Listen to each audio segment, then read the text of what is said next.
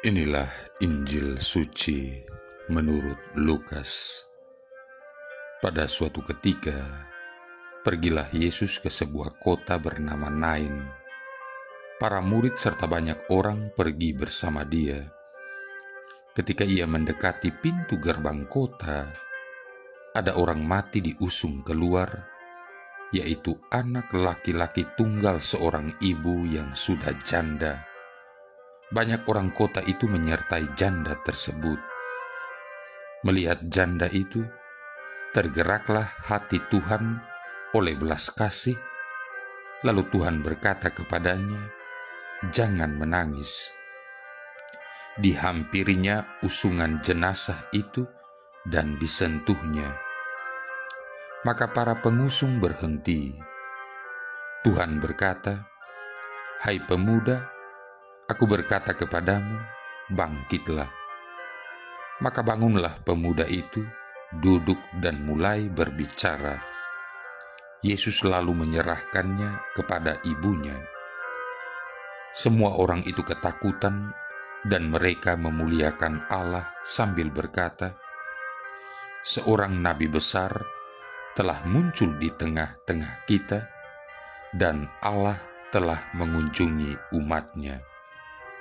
Maka tersiarlah kabar tentang Yesus ke seluruh Yudea dan ke seluruh daerah sekitarnya.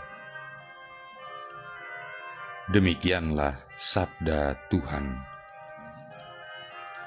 Saudara-saudari yang terkasih, kembali lagi khalayak ramai menjadi saksi kebesaran kuasa Yesus. Setelah peristiwa penyembuhan hamba seorang perwira di Kapernaum yang sangat luar biasa, kini mereka menyaksikan peristiwa yang paling spektakuler.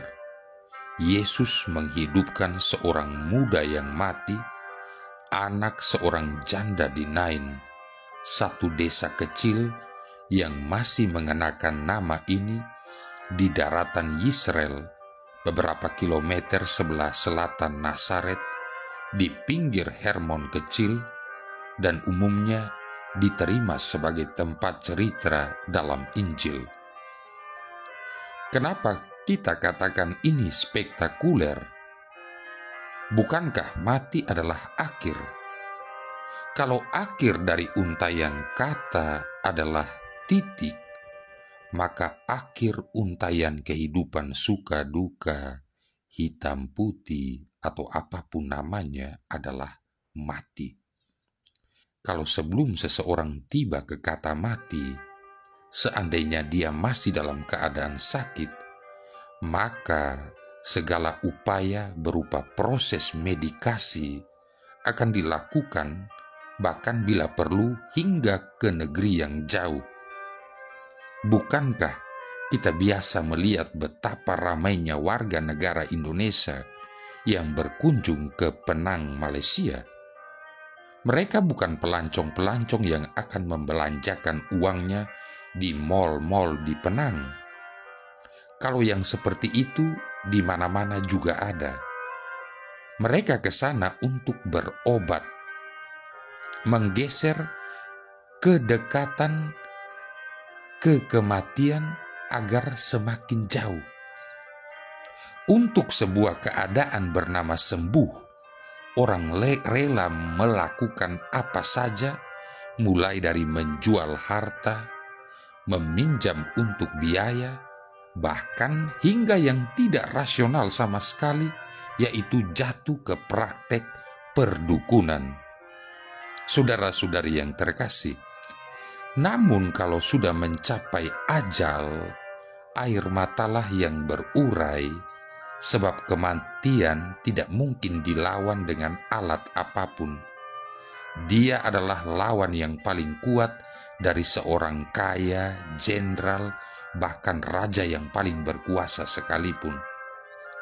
Seorang raja yang paling berkuasa pun yang memiliki prajurit terlatih yang menjaganya dari musuh-musuhnya.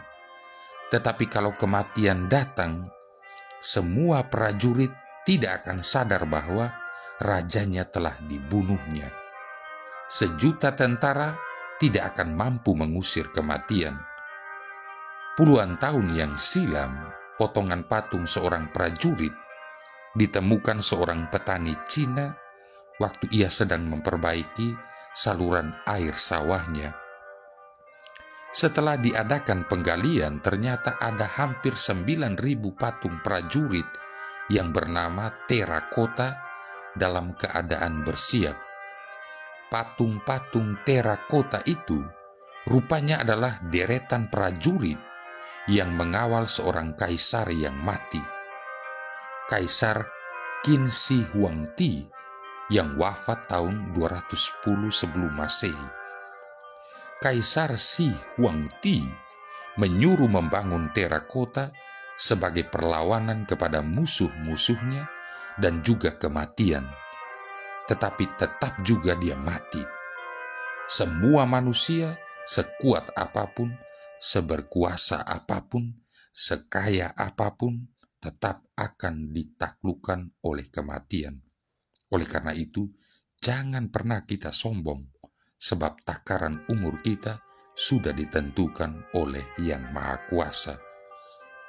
Saudara-saudari yang terkasih, tetapi kalau yang kaya, yang berkuasa, tentu kalau jatuh sakit, masih banyak daya upaya yang bisa dilakukan. Seperti yang tadi saya katakan, berobat hingga ke negeri yang jauh. Untuk mengobati matanya yang semakin membuta, mantan presiden kita, almarhum Gus Dur, dulu berobat hingga ke Baltimore, Amerika. Sebab di sana ada rumah sakit khusus mata yang paling top di dunia. Untuk cangkok hati, mantan Menteri Dahlan Iskan sampai juga ke negeri Cina. Tapi bagi seorang janda yang kehilangan anak mudanya ini, apa yang bisa dia perbuat? Kalau dia bisa saat anaknya sakit, pasti dia upayakan.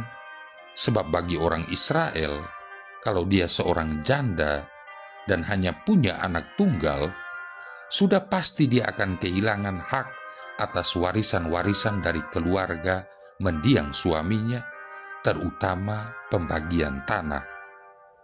Jadi dalam peristiwa ini, janda yang malang tersebut kehilangan dua hal sekaligus, kehilangan anak dan kehilangan warisan. Inilah poin yang membuat peristiwa ini menjadi sangat spektakuler.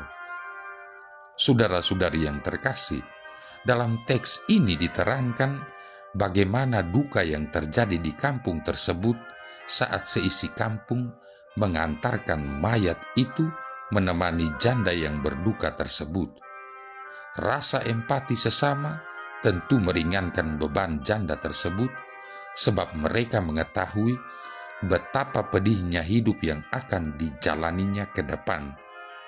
Tetapi Yesus di saat yang tepat menyelamatkannya dari dua duka cita tersebut.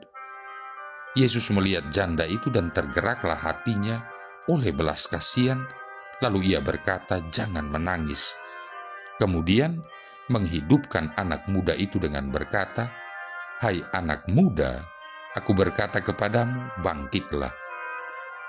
Rasa belas kasihan Yesus adalah simpati yang berbarengan dengan kasih agape yang dimiliki Yesus yang rela mengorbankan dirinya demi keselamatan umat manusia. Belas kasih yang menimbulkan mujizat luar biasa. Kasih seperti inilah yang membangkitkan pemuda itu, dan amatlah sukacitanya janda tersebut beserta seluruh warga kampung tersebut. Ayat 16 berbunyi, semua orang itu ketakutan dan mereka memuliakan Allah sambil berkata, seorang nabi besar telah muncul di tengah-tengah kita dan Allah telah melawat umatnya. Saudara-saudari yang terkasih, melalui kisah ini kita bisa mengambil beberapa poin. Yang pertama, Allah adalah Bapa bagi yatim piatu dan pelindung bagi para janda.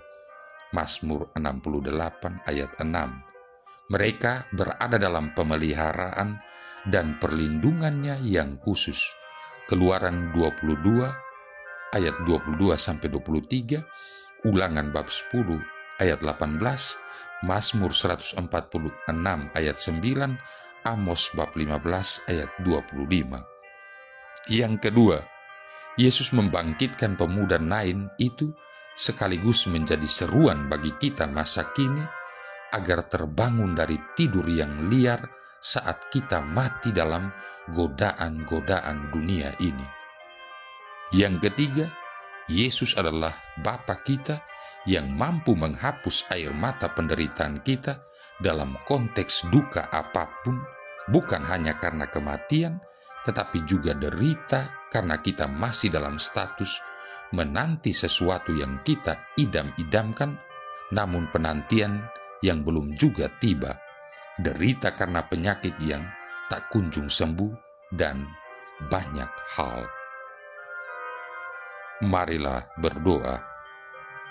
Allah Bapa kami yang maha baik, ajarilah kiranya kami beriman, dan bangunlah kami menjadi gereja-Mu yang berdiri di atas batu sendi, pemersatu kami semua, dan menjadi kedamaian kami, yaitu Yesus Kristus Putra-Mu Tuhan dan pengantara kami, yang bersama dengan Dikau dan Roh Kudus hidup dan berkuasa, satu Allah sepanjang segala masa.